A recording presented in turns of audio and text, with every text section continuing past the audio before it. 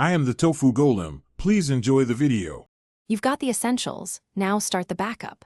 Open WhatsApp on your old device and sign in with the same phone number and cloud account you'll use on the new phone. Connect to stable Wi-Fi and power to prevent mid-backup failures. Navigate to Settings, Chats, Chat Backup, then tap Backup. Do this even if it looks recent, because the backup file is what you'll transfer. Once done, note the timestamp so you can confirm the latest data copied to the cloud. On the new device, install WhatsApp and verify the same phone number. This links your account to the cloud backup.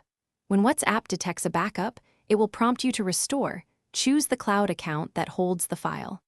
Tap Restore and allow time. Media may download after messages finish. Make sure Wi-Fi remains connected and battery is sufficient.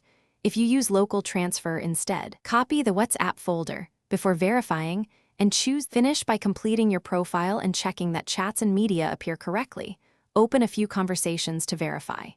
Then enable automatic backups and two-step verification to protect future data.